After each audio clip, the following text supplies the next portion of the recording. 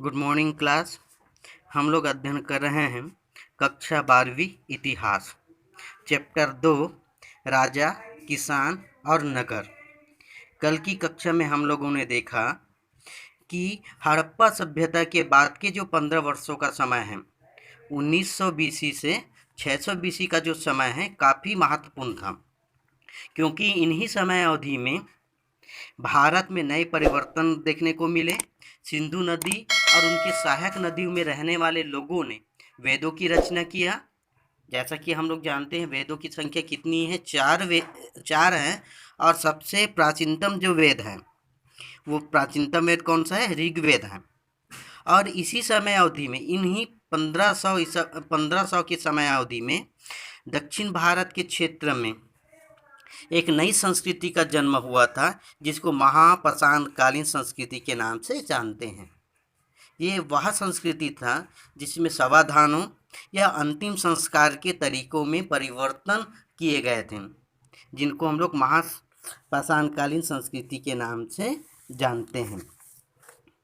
इसके साथ साथ हम लोगों ने देखा है कि भारतीय इतिहास की पुनर्निर्माण या इतिहास के लेखन में अभिलेखों का क्या महत्व है। जैसा कि हम लोगों ने कल की कक्षा में अध्ययन किए थे कि प्राचीन भारतीय इतिहास के लेखनों में या अध्ययन में अभिलेखों का अपना एक महत्वपूर्ण स्थान है। और ये अभिलेख दो श्रेणी में रखे जाते हैं, एक सरकारी अभिलेख और दूसरा है निजी अभिलेख। सरकारी अभिलेख वह अभिलेख होता है जिसमें राजकवियों द्वारा लिखा जाता है, जिसमें भूमि अनुदान पत्र होता है या ब्राह्मण, भिक्षुओं या जागीरदारों को दिए गई जमीनों का विवरण रहता है। दूसरा जो अभिलेख होता है वो है निजी अभिलेख कहलाता है। निजी अभिलेख जो मंदिरों के निर्माण के समय मंदिरों में लिखे जाते थे या मूर्ति स्थापना के समय या मूर्तियों पर अंकित होते थे, ऐसे अभिलेखों को निजी अभिलेखों की श्रेणी में रखा जाता है। कल हम लोगों ने इस बात के विषय पे भी चर्चा किया था कि जो अभिलेख है वो मौर्यकालीन अभिलेख काफ़ी दृष्टिकोणों से महत्व रखता है, जिसको सर्वप्रथम, है ना, या हम यूँ कह सकते हैं सम्राट अशोक के अभिलेखों को सर्वप्रथम जेम्स प्रिसेप ने 1838 ईस्वी में पढ़ा था। और उन्होंने पाया कि अधिकांश अभिलेखों में सिक्कों पर प्रियदर्शी या मनोहर मुख आकृति वाले राजा का उल्लेख मिलता है, और कहीं कहीं इन अभिलेखों में तो सम्राट अशोक का नाम भी लिखा हुआ मिला है।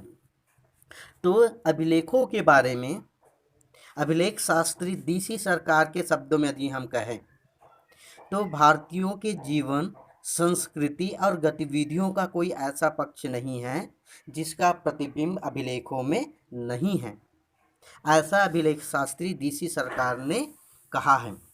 आइए आज की कक्षा में हम लोग अध्ययन करते हैं आरंभिक राज्य 16 महाजनपदों को। जैसा कि हम लोग जानते हैं कि आरंभिक भारतीय इतिहास जो 6वीं शताब्दी ईसा पूर्व से प्रारंभ होता है और 6वीं शताब्दी ईस्वी तक चलता है। इस समय अवधि में पूरे भारतवर्ष में 16 महाजनपदों के रूप में बटा हुआ था। ये 16 महाजनपद थे जिनके माध्यम से समस्त भारत का शासन तंत्र का संचालन सुगमतापूर्वक किया जाता है। 16 महाजनपदों के रूप में क्षेत्रीय राज्यों के उदय के ही साथ भारत में प्राचीनतम राज्यों के अस्तित्व का आरंभ हुआ। ये वह समय अवधि था जिस समय लोहे का प्रयोग प्रारंभ होने लगा, सिक्के बनाए जाने लगा, और इसके साथ साथ इसी समय अवधि में नए धार्मिक, है ना, या नए धर्मों का उदय हुआ। नए धर्म कौन कौन से थे? जैन धर्म, बौद्ध धर्म का उदय भी इसी समय अवधि में मतलब 600 ईसा पूर्व से 600 ईस्वी के मध्य ही हुआ था। तो देखते हैं 16 महाजनपदों में, है ना, कौन कौन से थे। तो अंग, मगध, वज्जी, मल, कारसी, कोसल, वत्स, चेदी, कुरु, पांचाल, सुरसेन, मत्स्य, अवंती, अस्मक, गंधार, कंबोज। इन 16 महाजनपदों में इस प्रारंभिक जो अर्थव्यवस्थाओं का संचालन सुगमतापूर्वक किया जाता था। और यदि हम शासन तंत्र की बात करें तो इस समय अवधि में 3 प्रकार की शासन प्रणालियां संचालित थी। राजतंत्रात्मक शासन प्रणाली, गणतंत्रात्मक शासन प्रणाली और कुलीन तंत्र शासन प्रणाली।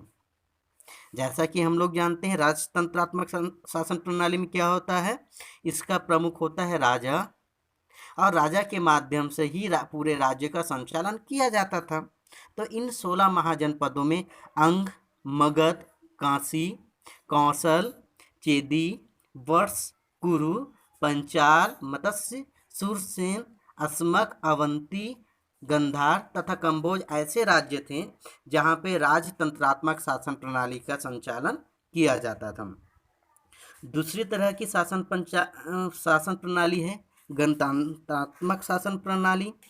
गणतंत्रात्मक शासन प्रणाली में शासन किसी एक व्यक्ति के हाथों में ना होकर जनता के द्वारा चुने गए प्रतिनिधि या मुखिया के द्वारा किया जाता था। इसी को गणतंत्रात्मक शासन प्रणाली के नाम से हम लोग जानते हैं। तीसरा जो शासन प्रणाली का अंग था वह है कुलीन तंत्र शासन प्रणाली।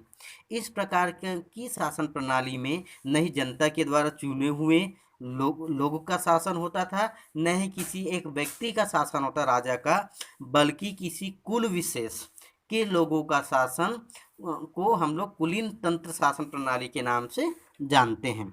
जैसे वैशाली के लिच्छवी थे, वैसे ही कपिलवस्तु के शाक्य, मिथिला के विदेह हैं। इन क्षेत्रों में कुलीन तंत्रात्मक शासन प्रणाली चलता था। तो इस प्रकार से जो समय अवधि थी 600 ईसा पूर्व से 600 ईस्वी के मध्य, जिसमें शासन का संचालन इन 3 ही प्रणालियों के माध्यम से किया जाता था। राजतंत्रात्मक था कुछ क्षेत्रों में, तो कुछ क्षेत्रों में गणतंत्रात्मक शासन प्रणाली, तो कुछ क्षेत्रों में कुलीन तंत्रात्मक शासन प्रणाली को देखा जा सकता है, या इन्हीं शासन प्रणालियों के माध्यम से शासन का संचालन किया जाता था।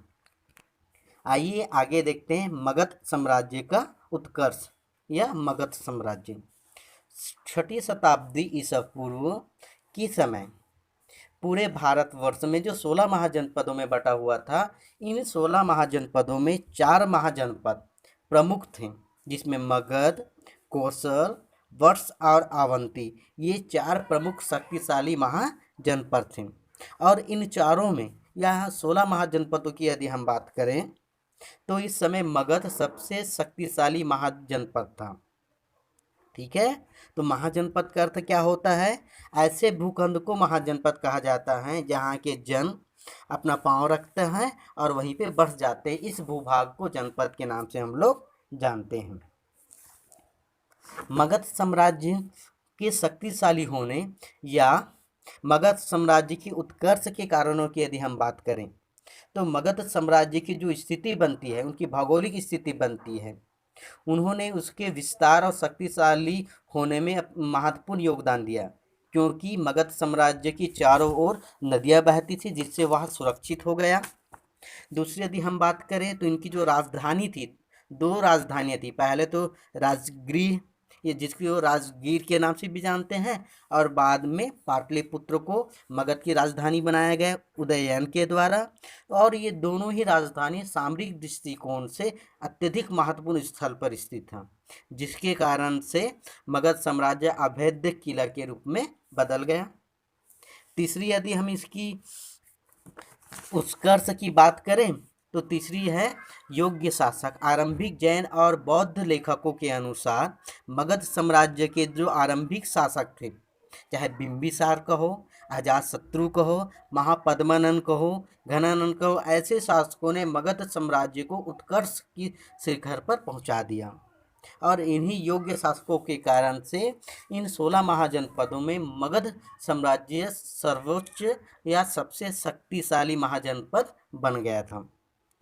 इसके साथ साथ मगध साम्राज्य के क्षेत्र में खनिजों का अतुल्य असीमित भंडारण भी था। लोहे की प्रचुर मात्रा में उपलब्धता रही है और इसी लोहे का उपयोग करके ये अपने लिए अस्त्र शस्त्र का निर्माण कर लेते थे। साथ में कृषि कार्यों में भी लोहे का उपयोग करने से कृषि उपज में काफ़ी वृद्धि होने लगी, जिससे आर्थिक संपन्नता बढ़ने लगी और आर्थिक संपन्नता के साथ साथ शक्तिशाली सेना का निर्माण करने में भी ये लोग सक्षम हो गए थे। इस तरह से मगध साम्राज्य का उत्कर्ष 6ठी शताब्दी ईसा पूर्व में हुआ, जिसके विभिन्न कारण थे और इन्हीं कारणों की वजह से इन 16 महाजनपदों में सबसे शक्तिशाली महाजनपद मगध बन गया था। देखते हैं मगध साम्राज्य में कौन कौन से वंशों ने क्या किया था, शासन किया था। तो मगध साम्राज्य में शासन को यदि हम देखें या शासन प्रणाली का यदि हम अध्ययन करें तो पाते हैं कि मगध साम्राज्य का वास्तविक जो संस्थापक था वो था बिंबिसार, जिसने 544 बीसी या ईसा पूर्व को मगध साम्राज्य की स्थापना की है और जिन्होंने राजगृह को अपनी राजधानी बनाया। और इस तरह से बिंबिसार के द्वारा 544 ईसा पूर्व में मगध साम्राज्य के अंदर एक नए राजवंश की स्थापना किया, जिसे हय्यक राजवंश के नाम से हम लोग जानते हैं। हय्यक राजवंश क्या है? हय्यक राजवंश की स्थापना बिंबिसार के द्वारा 544 ईसा पूर्व को किया गया था और इसके बाद इन्होंने राजगृह को अपनी राजधानी बनाया। बिंबिसार मगध का एक दूरदर्शी और कूटनीतिज्ञ शासक था। इन्होंने मगध साम्राज्य के उत्कर्ष के लिए अन्य महाजनपदों के साथ वैवाहिक संबंध स्थापित किया और वैवाहिक संबंध स्थापित करने के पश्चात अपने साम्राज्य का विस्तार किया। इन्होंने अपने 52 वर्षों तक मगध साम्राज्य का शासन किया, 544 ईसा पूर्व से 492 ईसा पूर्व तक। 492 ईसा पूर्व में इनके ही पुत्र ने, जिनका नाम अजातशत्रु था, उन्होंने अपने पिता को बंदी बना लिया और स्वयं राजा बन गया और कारागार में बिंबिसार की मृत्यु हो गई 492 में। इस तरह से हय्यक वंश के प्रथम शासक या संस्थापक बिंबिसार की मृत्यु 492 ईसा पूर्व में हो गई और उसके बाद मगध का नया शासक बना बिंबिसार का पुत्र अजातशत्रु। अजातशत्रु बिंबिसार के पश्चात मगध के सिंहासन पर आसीन हुआ, जिनको बचपन में कुनिक के नाम से जाना जाता था। और अजातशत्रु के ही शासनकाल में जो महात्मा बुद्ध थे, उनको महापरिनिर्वाण या महापरिनिर्वाण की प्राप्ति हुई 483 ईसा पूर्व को।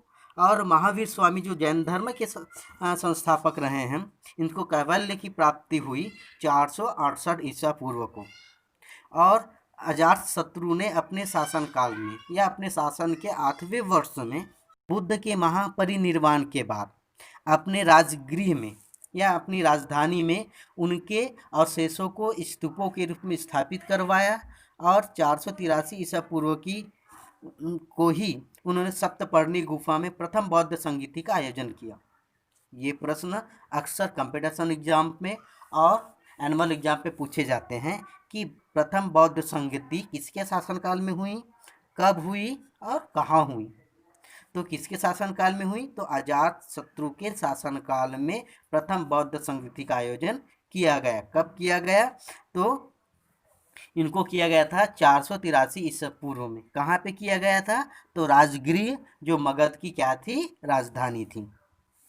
और इस परिनिर्वाण के बाद प्रथम बौद्ध संगीति के बाद महात्मा बुद्ध के उपदेशों को 3 भागों में विभाजित कराया गया, जिसको हम लोग सुत्त पिटक, विनय पिटक और अधिधम्म पिटक के नाम से जानते हैं।